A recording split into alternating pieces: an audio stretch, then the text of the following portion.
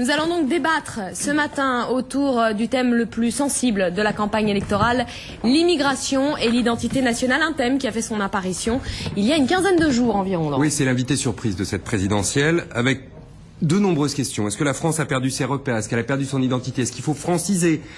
C'est un mot remis à l'ordre du jour par Philippe de Villiers. Relancer l'assimilation, on le trouve notamment sur une affiche du Front National.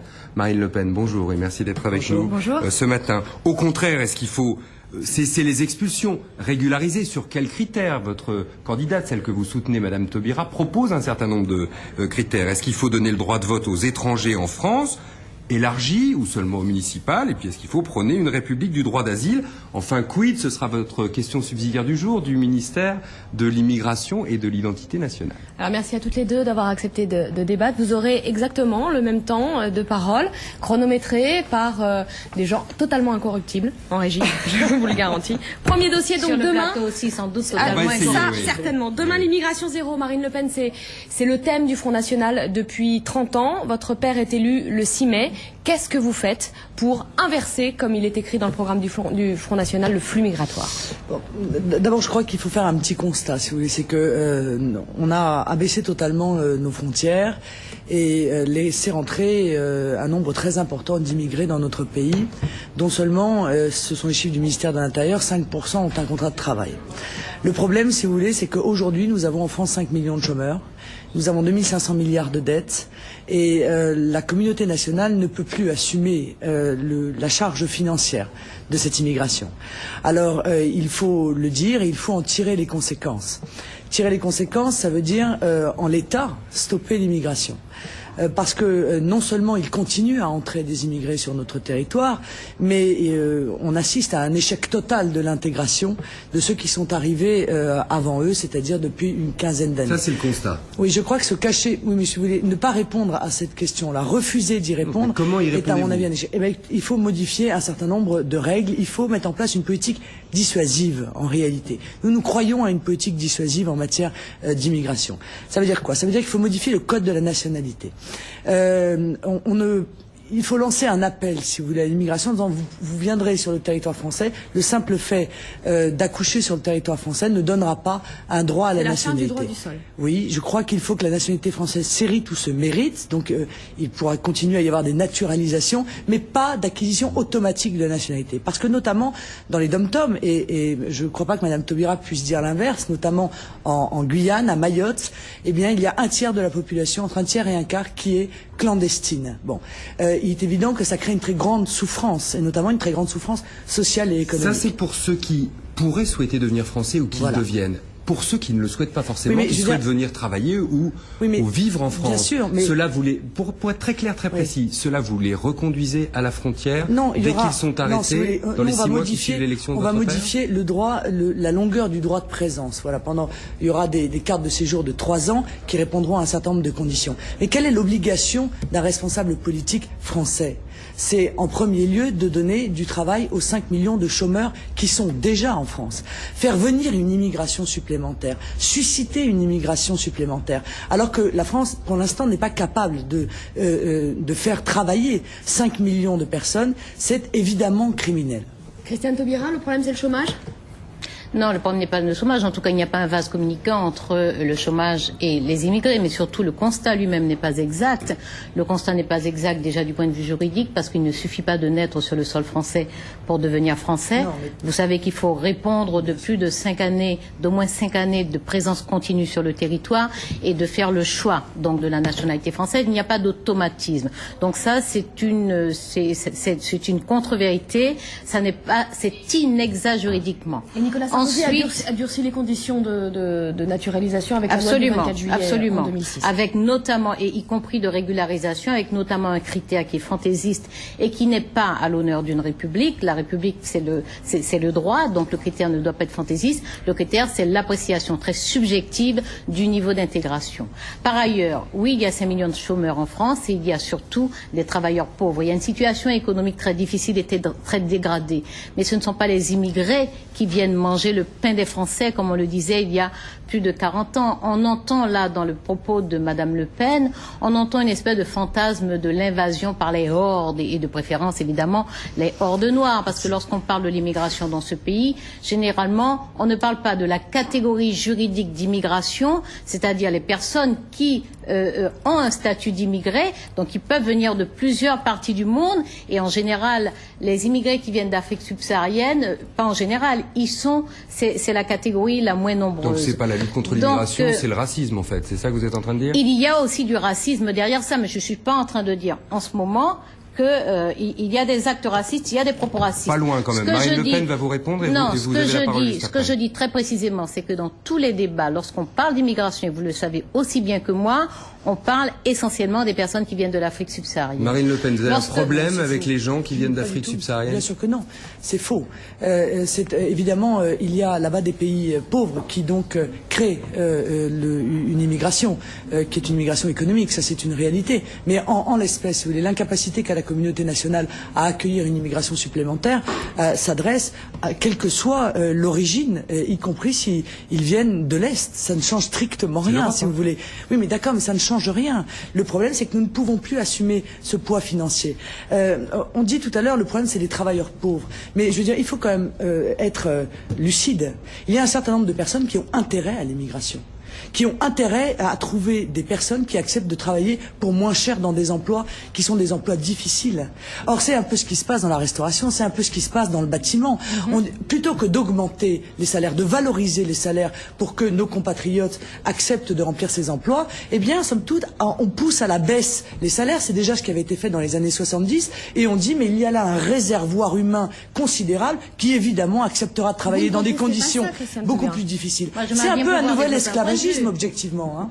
Pour savoir si je conteste ou non, j'aimerais bien pouvoir développer un point de vue.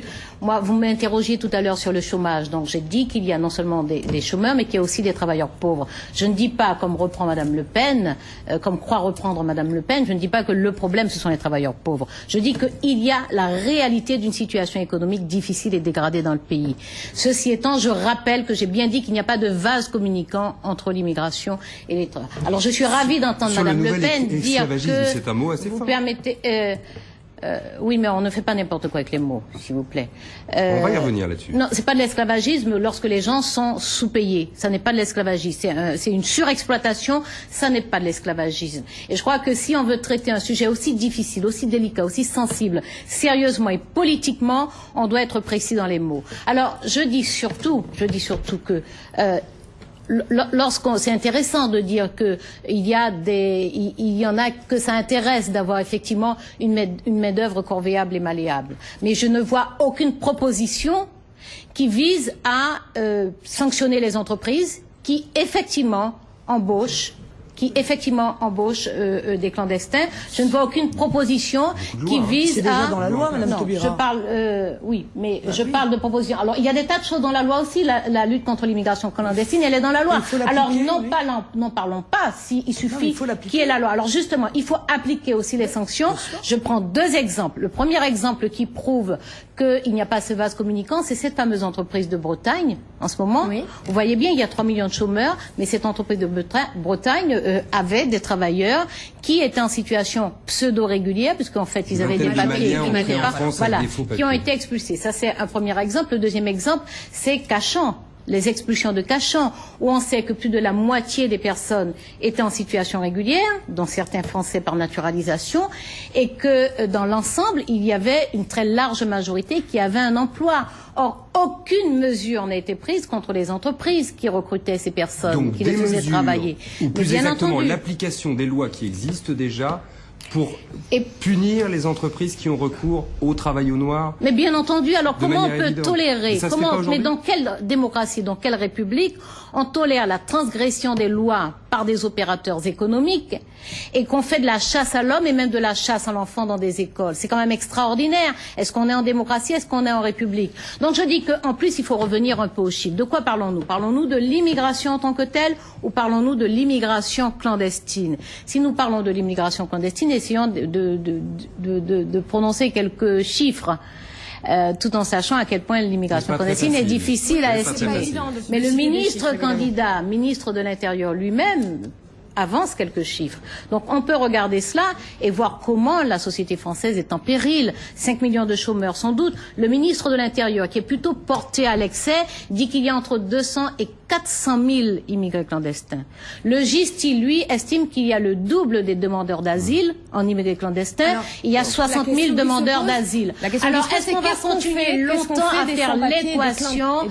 Est-ce qu'on va continuer longtemps à faire l'équation entre 5 millions de chômeurs Juste avant de redonner et la parole à même Marine au Le pire Pen, qui 400 pour 000 le coup est en retard clandestins? sur son Oui. temps de parole. Simplement, qu'est-ce que vous faites? Vous régularisez? Non, mais il n'est pas question de régulariser comme ça. On parle de travailleurs clandestins, Il n'est c'est pas intéressant. question. Mais Madame Royal a des propositions très Avec des précises. critères précis. Par exemple, Ah, vous êtes journaliste ce matin? Non, ça m'intéresse parce que C'est moi je assez suis allée sur angoissant le pour site la de Madame chaîne. Royal. C'est assez Je n'ai vu angoissant pour la aucune chaîne. proposition, Madame Taubira. Aucune. Donc, Madame Royal propose, par exemple, le visa à entrée multiple, à entrée et sortie multiple. On a vu, parce qu'il y a des études tout à fait intéressantes sur l'immigration depuis de très nombreuses années. Il y a les travaux récents de Madame Chemillé-Gendreau, mais il y a eu les travaux plus anciens de Juliette Mencès et de nombreux excellents sociologues qui ont travaillé sur la question. Et on sait que la fermeture des frontières et la crispation provoque le maintien sur le territoire. Il y a une immigration qui sera extrêmement fluide, où les personnes sortiraient et repartiraient si... Ça permet plusieurs allers-retours. Et ça ne fixerait En pas. réalité, je crois qu'on est encore dans l'angélisme de la gauche. La régularisation, c'est l'angélisme Oui, de mais la bien gauche. sûr, c'est l'angélisme. Et en plus, c'est un appel, si vous voulez, à la violation de la loi, ce qui paraît absolument quand même aberrant. Le problème aujourd'hui, c'est que tout clandestin qui rentre sur le territoire, peu ou prou a l'espoir évidemment d'être régularisé. Et avec les gouvernements successifs qu'on a eu depuis 30 ans, eh bien, il avait raison d'y croire puisque c'est le cas. Beaucoup de clandestins ont été régularisés. Ceux qui sont régularisés espèrent obtenir la nationalité française. Donc il y a toujours quelque chose, si vous voulez, qui pousse évidemment à cette immigration. Qu'est-ce que nous disons, nous? Nous disons il faut couper les pompes aspirantes. C'est-à-dire tout ce qui attire évidemment les immigrés à qui nous n'en voulons pas parce que les seules personnes qui sont responsables de cette situation ce sont les politiques. Comment vous coupez ces pompes aspirantes? C'est-à-dire qu'on coupe l'ensemble des aides, c'est-à-dire qu'on met en place la préférence nationale, c'est-à-dire qu'on met en place la priorité pour les Français d'accéder à un emploi, qu'on leur dit voilà nous ne pourrons plus vous loger, nous ne pourrons plus vous assurer des minimums sociaux, nous ne pourrons plus assurer votre sécurité, l'éducation de vos enfants. Ça veut dire que par nous exemple n'avons les plus HLM les ne moyens. seront plus accessibles à des étrangers. Ah, je crois qu'il Ça faut veut les dire que réserver. les aides sociales ne seront plus accessibles. Ah, je à crois des qu'il faut les étrangers. réserver à nos compatriotes. Mais Parce qu'ils en ont. ça, c'est un Vous décret, savez, si j'ose dire, je veux dire une chose. du 8 mai ou du 6 mai au matin. Ah, non, ça ne peut pas être un décret du 6 mai au matin. Il va falloir faire un référendum sur ce sujet et modifier la Constitution. Parce que la préférence nationale, aujourd'hui, est interdite. Ce qui est fou, elle est autorisée dans d'autres pays. Elle est interdite en France par l'intermédiaire d'ailleurs de M. Mitterrand. C'était pourtant, la préférence nationale, une loi de gauche. Qui avait été votée à la demande de M. Salengro, qui était député socialiste en 1932. Donc voilà. C'est trop loin pour moi, la Troisième Oui, République. bah voilà. Je suis désolée, On est presque mais... à la 6e déjà. Non, mais je veux dire, il faut quand même se souvenir qu'à une période, la gauche défendait les travailleurs français. D'ailleurs, ils faisaient des affiches, le Parti communiste, travailler français en France avec des Français, produisons français en France avec des Français. Ils ont totalement abandonné cela, et en cela, ils ont aussi abandonné toute une partie des travailleurs français. Christiane Taubira, sur l'arrêt des pompes aspirantes. Non, mais d'abord, attendez, je suis désolée, moi je peux pas réagir à des choses comme ça qui n'ont pas de sens et pas de contenu. Surtout, il y a trop d'inexactitudes juridiques. Les étrangers qui perçoivent un certain nombre d'allocations sont des étrangers en situation régulière. C'est faux, Madame Alors Taubira. qu'il faut qu'on dise, C'est faux. il y a la loi, un Madame clandestin Le a Pen. le droit à 7 aides différentes en arrivant. 7. Dont d'ailleurs la scolarisation des enfants, Madame Taubira. Ça, c'est évidemment une pompe aspirante aussi. Mais non, Madame Bah si, Le bien Pen, sûr que oui. vous ne pouvez pas. Alors, Et qui citez les pèse 7 sur la communauté nationale financièrement. Citez les 7 aides Mais auxquelles le clandestin a écoutez, droit. Donc, Madame, c'est mais d'être déjà, clandestin, madame. Ça veut dire qu'il est dans des registres. Mais madame, l'AME, déjà. S'il a cette aide. L'AME. Alors, oui, mais madame, Bon, Vous pouvez le l'AME. sous-titrer, pardon, AME. Oui, je pense qu'il faut répondre. C'est l'aide médicale d'État, l'AME, que l'actuel gouvernement de droite, c'est l'aide médicale d'État instaurée effectivement par la gauche.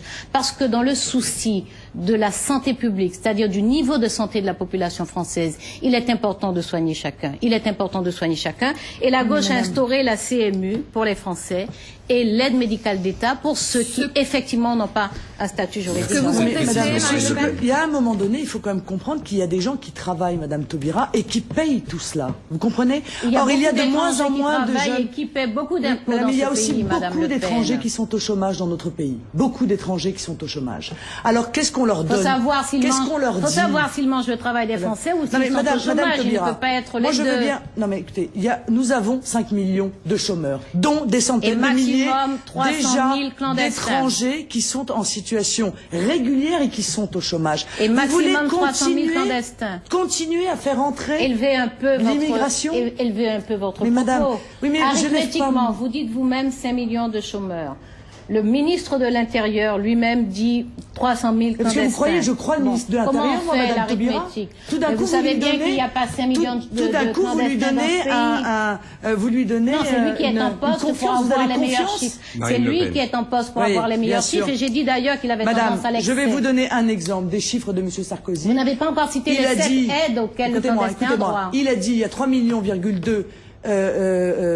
a 3,5 millions à peu près de crimes et délits. Eh bien, il a été immédiatement sanctionné par l'observatoire qu'il a fait mettre lui-même en place, qui dit qu'il y en a 12,4 millions. Alors, si vous croyez aux chiffres de M. Sarkozy, eh bien, madame, je vous conseille vivement d'aller regarder quels sont les chiffres des différents observatoires, et notamment donnez les celui des vôtres. migrations. Mais donnez les vôtres. Et notamment celui des migrations. Donnez les hein. vôtres. L'observatoire des migrations, Mais donnez qui les dit qu'il y a... vôtres. Si vous arrêtez de me couper la parole toutes les 30 va vous les secondes, j'y donner. arriverai. Allez-y. Qui dit qu'il y a entre vous étiez moins de 350 mauvaise 000 foi. et 400 000 immigrés légaux qui rentrent dans Oui, notre bah pays oui, ben chaque nous sommes année. d'accord, Bah alors oui, que madame, c'est mais- excessif. mais madame, c'est beau. excessif. Mais vous Ça voyez remplace bien. pas 5 millions de chômeurs. Non, mais madame, vous voyez bien que nous ne pouvons plus assumer le poids de l'immigration. Si même On la ne vérité peut aussi pas- évidente vous Attendez, il faut échappe. juste Mais madame, puisse nous avons développer son propos 2500 comme vous, d'ailleurs, pas de milliards problème. de dettes. Vous savez, 200 000 francs, parce qu'on va peut-être parler en francs, pour que quelqu'un se rende compte êtes de ce que ça sorti de représente. l'euro aussi. 200 000 francs par enfant qui naît de dettes. Voilà, 200 000 francs par Français. Vous croyez qu'on peut continuer comme ça pendant longtemps? Vous nous dites Alors, aussi combien coûte madame, une expulsion, mais puisque je pense que vous allez expulser Madame, les je fameux vous 300 dis- ou 400 000. Je vous dis que nous allons mettre en place clandestins. une politique dissuasive.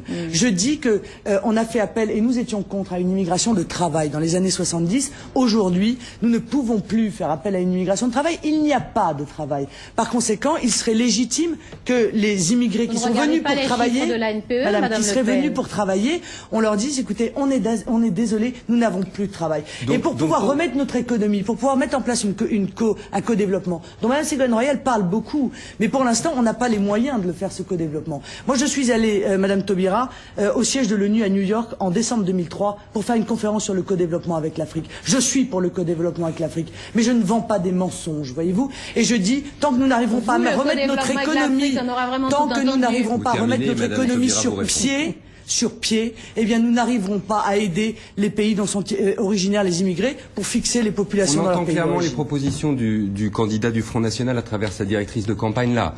Les clandestins seront ramenés aux frontières et les immigrés qui sont venus travailler en France mais qui n'ont pas de travail seront invités à rentrer chez eux. Je vous ai pas trahi. Et ne bénéficieront pas des droits. En face de cette proposition-là, on a entendu Ségolène Royal, notamment aux Antilles, parler d'une France métissée. Mais c'est une réalité, la France métissée, ou alors elle rompt ses relations avec les Outre-mer, elle expulse de son territoire les personnes qui sont françaises, nées sur le sol français, dont les parents sont nés sur le sol français, Oui, mais il y a qui sont de au-delà ça nationalité dans française. l'expression de la France Non, mais- métissée, elle l'a employée sur les banlieues de la même manière. Mais dans Il y les avait banlieues, l'idée que la monsieur, il y a France des est- personnes qui depuis 3 Je vous générations agresse pas. sont françaises.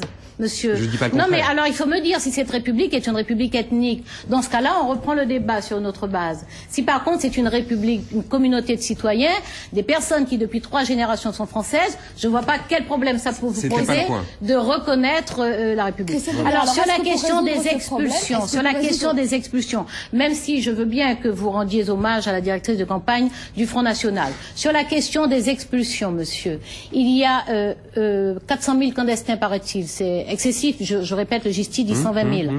300 000, disons, par exemple. 2 expulsions coûtent un emploi, un fonctionnaire emploi temps plein. D'accord? C'est-à-dire que M. Sarkozy, qui est un stakhanoviste de l'expulsion, on le sait, il a expulsé 24 000 clandestins l'année dernière, il s'engage à en expulser 28 000. C'est encore dérisoire sur les 300 000. C'est simplement pour dire à quel point ces positions sont sérieuses. Bon, ça veut dire quoi? Ça veut dire 687 millions d'argent public. On nous parle d'endettement. 687 millions d'argent public pour expulser des personnes avec des tentatives qui échouent parce que le tribunal, qui est heureusement libre dans ce pays, la justice souvent constate que les procédures ne sont pas respectées, que les expulsions sont indues, etc. Donc 687 millions par an de fonds publics pour expulser, dans l'état actuel des choses, 3 milliards en 4 ans. C'est-à-dire le budget de la culture dans ce pays. D'accord? Bon. Donc voilà, alors voyons de quoi il s'agit, ma de quoi on tout à l'heure parle. n'était pas la remise en cause de la nationalité française, évidemment, de gens qui sont ici et qui l'ont acquise. C'était la question de savoir quel projet de société vous portez pour la France. La question était de savoir, sans donc être agressé personnellement, la question était de savoir si le projet que vous portez est celui d'une France melting pot. C'est-à-dire d'une France capable d'intégrer et d'amener, comme elle l'a fait depuis un siècle, rappelait hier un historien sur le plateau de Jean-Jérôme Berthelus, environ un quart de sa population à être d'origine immigrée en un siècle. Non mais la question n'est pas de l'origine immigrée. Des immigrés sont des immigrés. C'est une catégorie juridique. L'identité nationale, voilà. C'est autre chose. Mais qu'ils deviennent français par intégration, ils deviennent français parce qu'ils restent sur le territoire, ils deviennent français parce qu'ils satisfont aux critères qui définissent juridiquement l'accession à la nationalité française. Je vois pas quel problème ça peut poser. Non monsieur, la réalité c'est qu'il y a une identité nationale dans ce pays qui est constituée de l'histoire de ce pays. Et l'histoire de ce pays fait que dans l'identité nationale, il y a évidemment les descendants des Francs et des Gaulois, mais il y a aussi les descendants de l'empire colonial français. Voilà. Et c'est ce que dit Madame Royal de façon claire. Elle prend acte de la réalité. Elle ne pose aucun jugement de valeur sur cette réalité. Elle dit simplement en femme politique responsable qui prétend aux plus hautes responsabilités de l'État. Elle dit très clairement, mais que cette réalité de la communauté des citoyens français, j'en tiens compte et je ne prends pas prétexte de la différence pour exclure, pour discriminer, pour éjecter de la communauté nationale. On mélange absolument tout. Je veux dire, ceux qui sont français, Madame Taubira, le sont. On ne va pas les regarder la couleur de leur peau. Ils sont français, ils bénéficient des droits de tous les Français. Et avec nous, ils en auraient encore plus, puisqu'ils bénéficieraient tous de la préférence nationale. Vous preniez le pouvoir au Front National, parce que ça n'est pas la position de votre parti, mais si, bien sûr que oui, Madame. Nous avons défendu les dom-toms, d'ailleurs, depuis toujours. Alors que d'autres partis cherchent à s'en libérer, parce que ça coûte cher, et vous le savez très bien. Bon, nous y sommes attachés, ainsi évidemment qu'à nos compatriotes des dom-toms. Mais on parle là des Français. Pourquoi vous voulez absolument mélanger les Français avec les étrangers? Parce que vous refusez de faire une différence, Madame Taubira. Et vous voulez, quelque part, votre credo, c'est de faire une différence en fonction des couleurs. Eh bien, moi, je ne suis pas d'accord avec cela. Moi, je fais une différence entre les personnes. C'est vrai, je veux faire une différence entre ceux qui appartiennent à la nation française, quelle que soit leur couleur, quelle que soit leur religion, et ceux qui n'appartiennent pas à la nation française. Et je veux qu'il y ait des conditions pour accéder à la nationalité française, qui ne soit pas uniquement le fait de naître sur le territoire, ce qui est, vous avez raison de le dire, donne vocation à devenir français. Voilà. Il nous reste à peine... Une minute chacune. Voilà, une minute chacune pour une question. Le droit de vote, est-ce que ça, c'est être français? Christiane Taubira, une minute. Non, mais c'est un attribut de citoyenneté. Vous savez bien que depuis Maastricht, des non-français, c'était une promesse d'appartenance communautaire ont le droit de vote. Madame Royal s'engage effectivement à soumettre au Parlement un projet de loi pour attribuer le droit de vote aux étrangers aux élections locales. Marine Le Pen. Non, bien sûr, non. Ceci étant, non, mais on ne peut pas laisser dire des choses aussi graves.